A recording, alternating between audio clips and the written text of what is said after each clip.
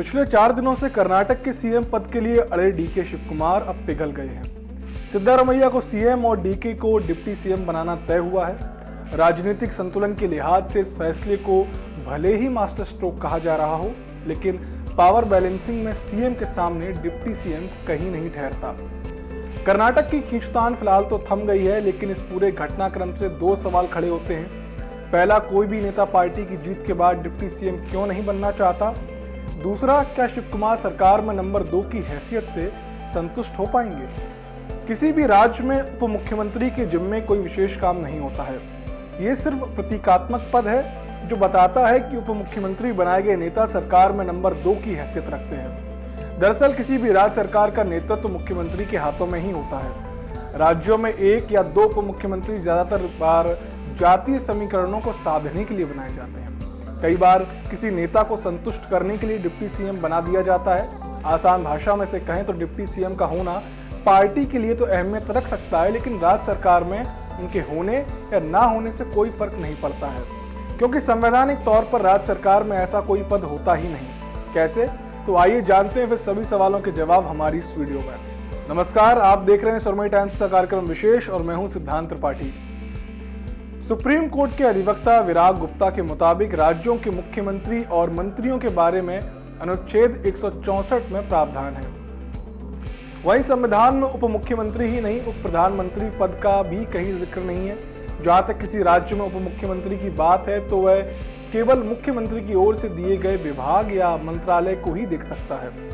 उप मुख्यमंत्री का वेतन, अन्य भत्ते और सुविधाएं कैबिनेट मंत्री के बराबर ही होती हैं। वह बताते हैं कि उप मुख्यमंत्री पद उप प्रधानमंत्री पद बनने के बाद शुरू हुआ है। किसी भी राज्य सरकार में उप मुख्यमंत्री बाकी सामान्य मंत्रियों की तरह ही कैबिनेट मीटिंग या किसी निर्णय में अपना सुझाव भर दे सकते हैं। इसके बाद सुझाव को मानना या नहीं मानना पूरी तरह से मुख्यमंत्री पर निर्भर करता है।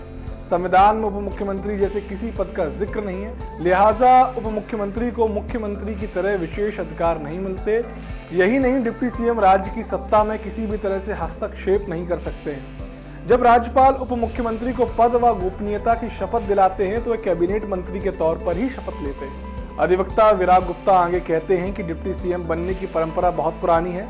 संविधान बनाए जाने के बाद देश का पहला डिप्टी सीएम बनाए जाने का मामला नीलम संजीव रेड्डी से जुड़ा है। उन्होंने बताया कि साल 1953 में मद्रास प्रेसिडेंट से तेलुगु भाषी इलाकों को काटकर आंध्र राज्य बनाया गया।